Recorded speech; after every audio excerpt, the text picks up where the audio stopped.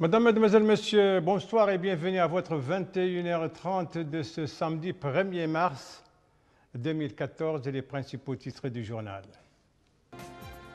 Un retour, un workshop, celui du président de la République, président en exercice de l'Union africaine, M. Mohamed Abdelaziz. C'était hier soir au terme d'un périple dans 3 capitales africaines.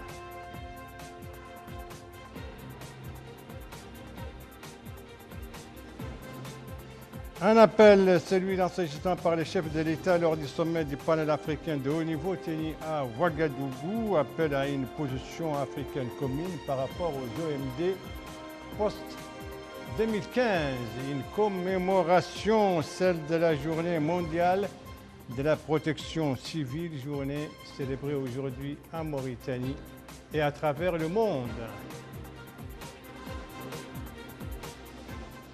Pour commencer donc le retour à Nouakchott du président de la République, M. Mohamed Abdelaziz, président en exercice de l'Union africaine, c'était hier soir à l'issue d'un périple africain, périple dans 3 capitales africaines. Sur ces images, je vous rappelle les différentes étapes. Première étape de ce périple, c'était à Addis Abeba, où le chef de l'État a tenu une réunion avec les staffs de l'Union africaine. Deuxième étape, c'était à Abuja, la capitale nigérienne, où il a participé au centenaire du Nigeria et à une conférence internationale sur la sécurité et le développement. Et enfin, dernière étape, c'était N'Djamena, la capitale tchadienne, où il a participé au sommet du comité africain de haut niveau. Ce sommet, justement, de N'Djamena était axé sur l'agenda de développement post-2015. Ce comité a été chargé donc par l'Union africaine, et je le rappelle, chargé d'adopter une position commune par rapport aux objectifs du millénaire pour le développement après 2015, l'occasion pour le président de la République de souligner la nécessité d'une position commune africaine. Des précisions avec Babacar Ndiaye. À N'Djamena, dans la capitale tchadienne, le président de la République, par ailleurs président en exercice de l'Union africaine, a plaidé en faveur d'une position africaine commune autour de l'agenda de développement post-2015. L'Afrique, dont la voix n'a pas été suffisamment entendue lors de l'adoption des OMD en l'an 2000, a aujourd'hui une occasion historique d'influencer le choix de l'humanité et surtout de veiller à ce que ses priorités de développement, ses défis et ses attentes soient pris en compte et de contribuer activement à la définition des objectifs globaux de développement durable pour l'après-2015. Nous avons ainsi une occasion unique de parler d'une seule voix, c'est de l'avenir de notre jeunesse, de nos femmes, de nos sociétés, de nos économies, de notre environnement, de notre développement qu'il est question. Le président de la République a, dans son discours prononcé devant ses homologues africains et des chefs de gouvernement, appelé à l'unification des approches nationales sur l'agenda de développement post-2015.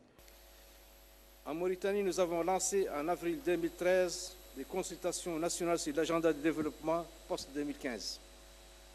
Ces consultations ont été conduites suivant une approche participative et inclusive de l'ensemble des acteurs gouvernementaux, communaux et associatifs, des communautés et des partenaires techniques et financiers. Le rapport final de ces consultations a été validé en juillet 2013, constituant ainsi une contribution à la réflexion globale de l'agenda post-2015. Je réitère l'engagement ferme de la Mauritanie à n'épargner aucun effort pour le plein succès de notre mission, afin que la voix de l'Afrique soit unique et qu'elle soit bien entendue par les autres régions du monde dans le cadre de la définition des objectifs sur lesquels l'humanité devra s'entendre pour l'après-2015. La rencontre de N'Djamena a constitué un moment fort dans la finalisation d'une feuille de route commune sur l'agenda de développement post-2015. Voilà donc cette feuille de route et justement d'autres thèmes ont été d'ailleurs évoqués par le président de la République et président en exercice de l'Union africaine. C'était au cours d'une conférence de presse tenue pas après ce sommet donc de N'Djamena. Les idées maîtresses de cette conférence de presse avec vous, Cheikh Nasser Saadbou. Au cours de cette conférence de presse, le président de la République, M. Mohamed Abdelaziz, a d'abord remercié son homologue tchadien, M. Idriss Déby Itno, pour avoir bien voulu recevoir la première réunion du panel à N'Djamena et pour l'accueil fraternel et chaleureux et l'hospitalité généreuse, ainsi que pour les excellentes conditions afin d'assurer le plein succès de cette rencontre. Le chef de l'État-président en exercice de l'Union africaine a rappelé la lourde tâche qu'ils ont, en tant que chef d'État africain, de cristalliser et synthétiser une forte position commune africaine et bâtir les alliances régionales et internationales autour de l'agenda de développement post-2015.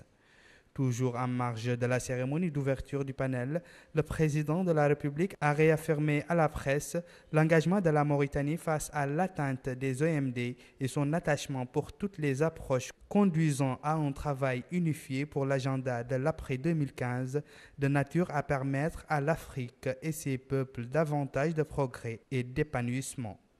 Pour sa part, le président tchadien M. Idriss Déby Itno a appelé à l'adoption d'une approche commune afin de réaliser à l'Afrique un développement durable en harmonie avec les stratégies et plans de développement adoptés par la communauté internationale et suivant des critères bien précis. Tout cela, dit-il, passera par des concertations et études profondes aboutissant à la satisfaction des aspirations des peuples africains au développement global et juste.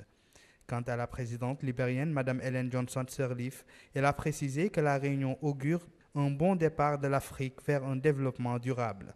Elle a appelé la communauté internationale à soutenir ce processus pour mieux contribuer à la sécurité et la stabilité dans ce continent et ailleurs dans le monde. Mme Sirleaf, la présidente libérienne, qui d'ailleurs préside ce panel africain de haut niveau, ce comité donc qui vient de se réunir à N'Djamena. N'Djamena, Abuja, Addis Abeba, 3 capitales africaines et 3 étapes du périple que vient d'effectuer le président de la République, président en exercice de l'Union africaine. Un bref rappel sur les activités du président durant ce périple dans les différentes capitales. On retrouve pour cela Babacar Ndiaye. Le président de la République, président en exercice de l'Union africaine, a achevé ce vendredi une tournée africaine de 5 jours. Ce périple avait d'abord commencé à Addis Abeba, dans la capitale éthiopienne. Au siège de l'Union africaine, Mohamed Ould Abdelaziz a prononcé un discours dans lequel il a indiqué la nécessaire promotion de la bonne gouvernance, des droits de l'homme et de la culture de la paix en Afrique. L'autonomisation de la femme africaine constitue un impératif d'équité, de paix et de développement. Notre organisation doit jouer un rôle d'avant-garde dans ce domaine. Elle doit aussi prendre à bras le corps la problématique de la jeunesse africaine en vue de la prémunir contre les menées néfastes des réseaux terroristes et du grand banditisme, a-t-il ajouté.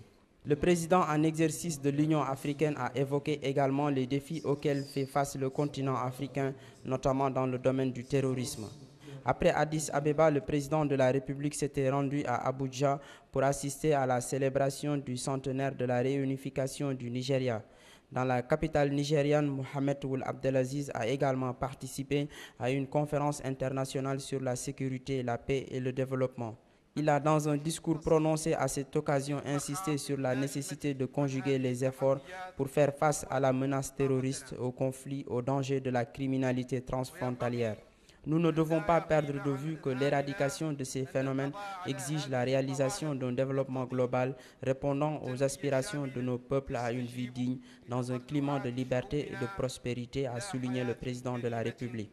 En marge de cette conférence internationale, Mohamed Ould Abdelaziz a eu un tête-à-tête avec son homologue nigérian Goodluck Jonathan.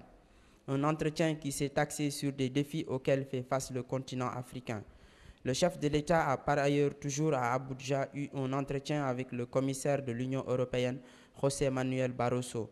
L'entretien s'était déroulé en présence du directeur de cabinet du président de la République, Ahmed Ould Bahia.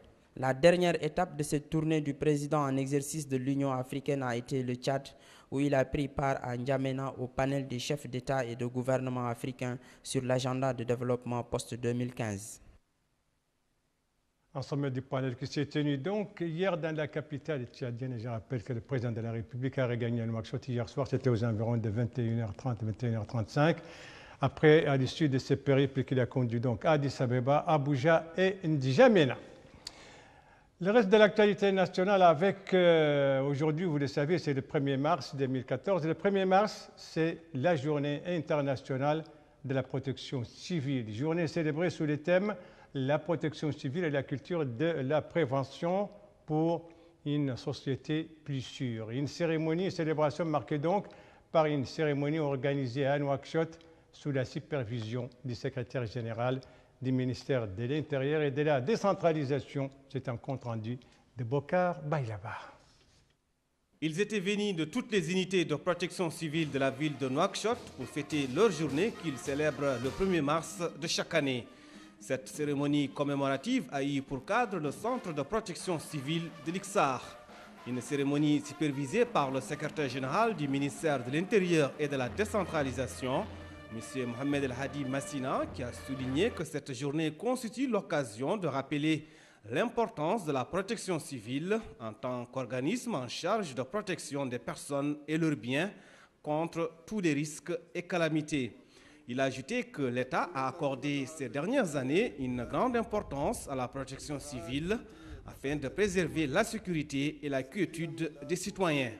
Un message réitéré par le directeur général de la protection civile, colonel Dahi Ould El Mami, qui a précisé que cette commémoration intervient dans un contexte marqué par la croissance démographique qui nécessite davantage de respect des normes de sécurité. En 2013, la protection civile a effectué 1690 interventions touchant tous les domaines de la vie. Et pour joindre la parole à l'acte, des manœuvres d'intervention ont été effectuées dans le centre de protection civile de l'Iksar, des manœuvres portant sur la simulation d'incendie dans un immeuble. Une démonstration qui s'est déroulée dans les règles de l'art et sans fausse note. Une cérémonie commémorative bon enfant qui s'est distinguée fortement par un climat de fraternité qui unit les sauveteurs, gardant toujours le sourire malgré le risque et la mort qu'ils côtoient au quotidien. Autre journée commémorée également aujourd'hui à Nouakchott, la journée de la langue arabe. Cette journée est instaurée, vous le savez, depuis 2009 par la LESCO, l'Organisation arabe pour la science et la culture. Alors, qu'est-ce qui a été fait à cette occasion et sous quel thème cette journée a été célébrée? Élément de réponse avec Abdelrahman Hammedan. Langue arabe, perspective d'avenir et réalité. Sous ce thème, notre pays a commémoré aujourd'hui la journée arabe de la langue arabe. Les festivités commémoratives de cette journée ont été marquées par une conférence organisée par le ministère de la Culture, de la Jeunesse et des Sports sur la langue arabe, son histoire et sa place aujourd'hui en tant que langue de l'islam. Prenant la parole à cette occasion, le secrétaire général du ministère de la Culture, de la Jeunesse et des Sports, M. Khalil Mehdi Oulijiyid, a précisé que la Mauritanie accorde un grand intérêt à la langue arabe en tant que langue du Coran. Il a ajouté que les autorités mauritaniennes officielles veillent à l'ancrage de l'arabe en tant que langue officielle. Plusieurs intellectuels littéraires et hommes de culture ont pris la parole au cours de cette conférence pour mettre en exergue l'importance de la langue arabe et sa capacité à véhiculer les différentes sciences. L'actualité politique à présent avec le Forum pour la démocratie et l'unité. Ce forum entrait aujourd'hui dans sa 2e journée consécutive et dont les travaux se déroulent, vous le savez, au Palais des Congrès. Bien, les participants se sont répartis en 3 ateliers thématiques. Le premier était consacré à la prochaine élection présidentielle, le 2e aux grandes questions nationales et le 3e au cadre institutionnel commun. Eh bien, ces 3 thèmes, d'ailleurs, ont fait l'objet, durant la première journée hier, donc, de 3 exposés. L'un relatif à l'élection présidentielle était présenté par M. Jamiloul Mansour, le président de Tawassol. L'autre relatif aux grandes questions nationales était présenté par l'ancien ambassadeur Mohamed Saïd Ould-Hamdi. Et enfin, le 3e, relatif donc au cadre institutionnel commun, était présenté par Maître Ahmed Salem Bouhbeini, le bâtonnier de l'Ordre national des avocats. Le social à présent avec cette réunion annuelle du bureau de l'Association des retraités de la gendarmerie nationale, réunion qui s'est déroulée aujourd'hui au Centre national de formation des cadres de la jeunesse et des sports, compte rendu Moussa Ndiaye. Avec la participation de plusieurs adhérents de l'Association des retraités de la gendarmerie nationale, le programme de cette journée était comme suit. La présentation du rapport du bureau sortant en permettant aux uns et aux autres de présenter leurs observations. Présentant son rapport d'activité durant les 3 dernières années, le président de l'association, les colonels à la retraite Eli Oulicher, a mis l'accent sur l'importance de cette rencontre. Il a, à cette occasion, exprimé la disponibilité de leur structure qui, dit-il, a comme objectif de permettre à chaque adhérent de jouer pleinement son rôle. Quant au colonel à la retraite, Vayyah Oul-Mayouf et Sidi Oul-Riha, tous deux n'ont pas manqué d'affirmer leur engagement dans le but de rehausser le niveau de vie des gendarmes d'une part, et d'autre part, ils ne ménageront aucun effort pour que toutes les activités se déroulent dans de bonnes conditions. Après l'ouverture officielle de cette activité, les différents intervenants ont pris la parole pour donner leur point de vue sur différents aspects liés à l'association, et d'autres ont présenté leurs observations tout en mettant en exergue les efforts des pouvoirs publics visant à améliorer les conditions de vie des retraités. Nouakchott a l'heure du permis de conduire. Beaucoup de Nouakchottoises et de Nouakchottois passent en ce moment, depuis quelques jours, leur permis de conduire dans le cadre d'une session organisée par la Direction générale des transports terrestres. Une session qui va se poursuivre jusqu'à la fin de la semaine prochaine. Et pour cela, la direction a ouvert 3 centres dans la capitale. Précision sur cette session avec Melika Naqli. L'obtention du permis de conduite représente un impératif pour Mohamed qui va être chauffeur de transport public, et ce après avoir effectué les différentes épreuves de cet examen. La première épreuve pratique consiste à conduire sans heurter les obstacles mis sur le parcours. Le candidat a été auparavant soumis à un test de vérification des connaissances des différents panneaux du code de la route. Je suis venu pour passer les différentes épreuves me permettant d'obtenir le permis. Cela s'est bien déroulé.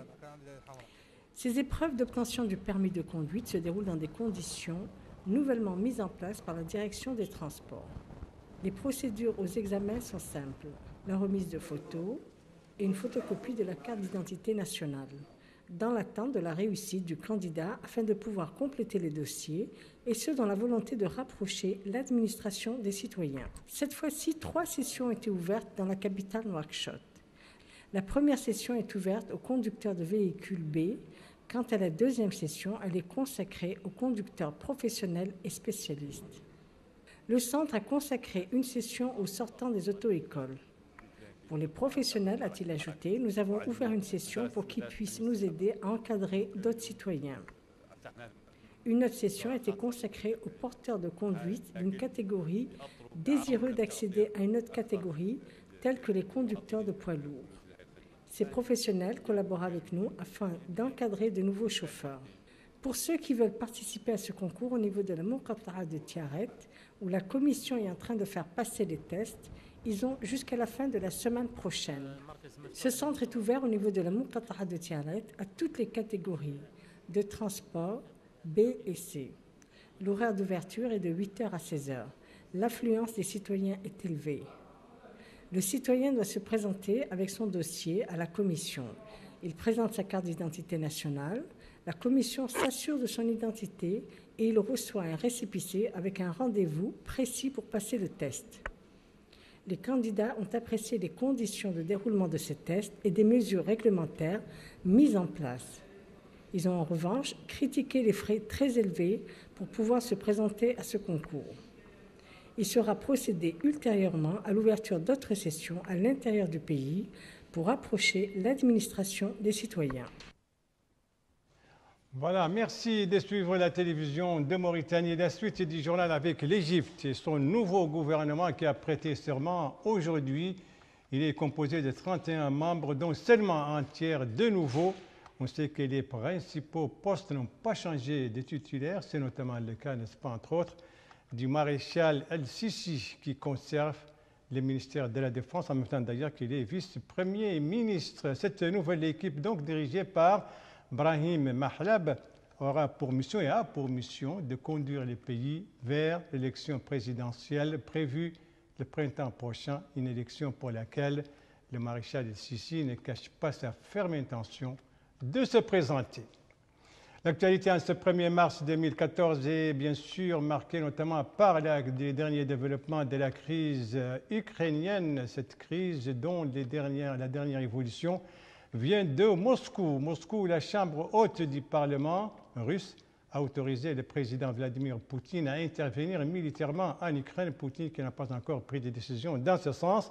Une intervention en tout cas dont les prémices se font déjà sentir dans la région autonome de Crimée, dans le sud de l'Ukraine. Région russophone et russophile et qui est très stratégique pour la Russie. En tout cas, cette évolution est suivie par les capitales occidentales et provoque une intense activité diplomatique. Réunion en ce moment à New York du Conseil de sécurité des Nations Unies, réunion lundi prochain extraordinaire des ministres des Affaires étrangères de l'Union européenne, des ministres dont certains vont se rendre à Kiev demain, c'est notamment le cas du ministre britannique des Affaires étrangères, tandis que la chef de la diplomatie européenne est attendue là-bas pour le lundi prochain. Donc une diplomatie et des menaces, puisque Washington aussi menace de sanctions la Russie en cas d'intervention. Washington, le président américain, s'est réuni aujourd'hui avec ses principaux conseillers de la sécurité. Voilà, c'est la fin de ce journal. Merci à vous, madame, mademoiselle, monsieur, de l'avoir suivi. Merci bien entendu aux équipes rédaction et techniques qui ont participé à sa conception. Et je vous en rappelle les principales informations. Ici, c'est le retour hier soir du président de la République, M. Mohamed Abdelaziz, président en exercice de l'Union africaine. Retour à Nouakchott après son périple africain qui l'a conduit à Addis Abeba, Abuja et N'Djamena.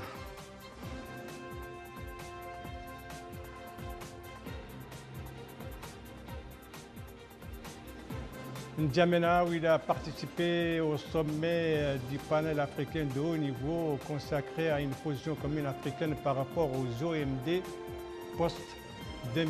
Le président de la République a insisté sur la nécessité d'une telle position. Et ici, c'est la commémoration aujourd'hui à Nouakchott de la Journée mondiale de protection civile, la journée donc célébrée aujourd'hui en Mauritanie et à travers le monde.